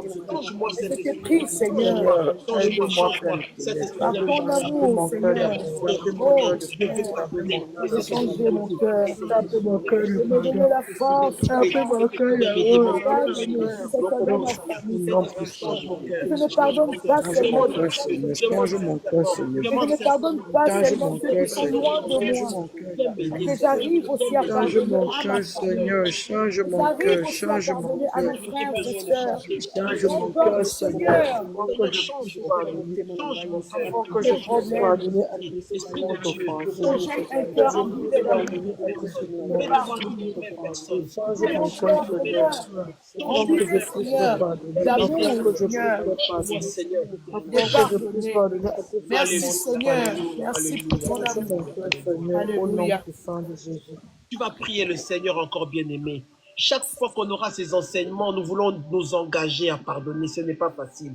Tu vas penser à tous ceux qui t'ont fait souffrir, ceux qui t'ont blessé, qui t'ont humilié, ceux qui ont détruit peut-être ta vie, une partie de ta vie. Et ce soir, bien-aimé, moi et toi, nous venons devant Dieu. Ce soir, moi et toi, nous venons devant l'Éternel. Ce soir, moi et toi, nous venons devant le Seigneur des Seigneurs, le Dieu qui veut et qui va accomplir la prophétie qu'il a donnée pour ta vie. Et tu vas dire, Seigneur, je pardonne. Je m'engage à pardonner tous ceux qui m'ont fait du mal. Et je veux même dans l'avenir pardonner à ceux qui vont blesser mon cœur. Élevons la voix, faisons cette prière. C'est ta destinée. Prie le Seigneur, prie le Seigneur. Oh Seigneur Dieu de gloire, ce soir, je pardonne. Je pardonne. Je pardonne. Je pardonne, Seigneur. Père éternel, nous venons, Père éternel, ce soir, Père éternel, pour demander, mon Dieu, mon roi, de me pardonner. Donne un cœur sincère, donne un cœur sincère. Un cœur qui connaît pardonner, un cœur qui connaît pardonner à tous ceux qui nous ont offensés, à tous ceux qui nous ont frustrés, à tous ceux qui nous ont fait du mal, à tous ceux qui nous ont blessés, à travers leurs actes, à travers les paroles. Seigneur, ce soir, je viens te demander sincèrement que tu m'accordes l'esprit de pardon, que tu m'accordes l'esprit de pardon, afin que je puisse les pardonner, que je puisse les pardonner, Yahweh, que je puisse les pardonner, Seigneur, que je puisse pardonner, Père éternel, à ceux qui m'ont offensé. Donne-moi la force, mon Dieu, mon roi, de pardonner. Donne-moi la force de pardonner. Donne-moi un cœur qui pardonne. Donne-moi un cœur qui pardonne. Donne-moi un cœur qui pardonne. Afin que, Père éternel, ceux que j'ai emprisonnés dans mon cœur, que je puisse les libérer. Que je puisse les libérer à travers le pardon. Que je puisse les libérer à travers le pardon. Que je puisse les libérer à travers le pardon, Seigneur. Accorde-moi l'esprit de pardon. Accorde-moi un cœur qui pardonne. Accorde-moi l'esprit de pardon. Alléluia. Bien-aimés, nous sommes arrivés à la fin de notre programme. Je vais demander à la sœur Esther de lever la voix et de prier. Gloire à Dieu. Est-ce que tu peux élever la voix, prier, sœur Esther, servante de Dieu? Éternel, tu le gloire, Seigneur, nous te disons merci, Yahweh. Éternel, tu avais commencé avec nous dès le début jusqu'à la fin, Éternel. Éternel, je te prie, Seigneur, au travers de cet enseignement que nous venons d'écouter, Seigneur Christ, ça ne passe pas hasard. Éternel, je te prie enfin de nous donner la force. Je te prie de donner chacun de nous le cœur de pardonner. Éternel Dieu de gloire, laisse que tu bénis ton serviteur, ainsi que sa femme et toute sa maison. Laisse que tu bénis tout enfant du trône de grâce et toute personne qui était entrée sur ces directs. Laisse que tu bénis notre sœur qui avait modéré dès le début. Éternel Dieu de gloire, je sais que c'est trop fort pour nous, mais Éternel, essaye de nous pardonner. Je sais que c'est trop fort pour nous, Seigneur, d'oublier le blessure, Éternel, mais essaye toujours, Seigneur, de nous pardonner et donne-nous la force, Père Céleste. Donne-nous la force éternelle, Dieu de gloire, de pardonner à ceux qui nous ont fait du mal, de pardonner aux autres de la même manière que toi, tu nous pardonnes, Père. Éternel, je prie que ton Saint-Esprit, Seigneur Dieu de gloire, règne tout autour de tes enfants, règne tout autour de nos maisons, règne tout autour, Seigneur Dieu de gloire, de ton serviteur. Éternel Dieu Tout-Puissant, je laisse le culte de demain entre tes saintes mains. Éternel Dieu de gloire, guide-nous selon ton esprit éternel. Laisse que la personne qui va modérer, le prédicateur, notre apôtre qui serait là, la prophétesse et Seigneur Dieu de gloire qui va prophétiser de ton nom, Seigneur Dieu de gloire. Inspire-le par le nom de Jésus-Christ de Nazareth. Que ton sang qui est écoulé sur la croix des Golgotha couvre chacun de nous sur ce lieu et dors avec nous à la paix du Seigneur. Et nous tous, nous savons ainsi prier. Alléluia. Amen. Amen. Amen, amen, amen, amen, amen. Gloire à Dieu. Que Dieu nous fasse abondamment. Amen. Nous sommes arrivés à la fin de notre programme. Je suis l'apôtre Bachi, par la grâce de Dieu. Je vous invite à nous suivre. Vous nous avez suivis peut-être la première fois. Suivez-nous, n'est-ce pas, du jeudi au samedi à 20h30. Nous sommes dans un programme spécial dont le titre est la chirurgie de l'âme. La chirurgie de l'âme. Et donc, nous sommes en réunion sur TikTok du jeudi, vendredi et samedi à 20h30. Ensuite, dimanche à 10h30. Et il y a des réunions prophétiques éventuellement le dimanche à partir de 9h. Donc, n'hésitez pas à nous contacter en privé. Vous avez besoin de délivrance, vous avez besoin de prière de guérison, d'orientation, vous avez besoin d'encadrement, vous avez besoin de prière, vous avez besoin que quelqu'un puisse vous aider à avancer dans votre marche chrétienne. Contactez-nous en privé et nous allons vous répondre et communiquer avec vous et le Saint-Esprit fera ce qu'il veut. Amen, amen. Est-ce qu'il y a quelqu'un qui a été béni ce soir? Est-ce que tu as été béni ce soir? Si tu as été béni, mets en commentaire qui a été béni. Est-ce qu'il y a quelqu'un qui a été béni ce soir? Je sais qu'il y a quelqu'un qui a été béni ce soir. Alors que Dieu vous bénisse abondamment.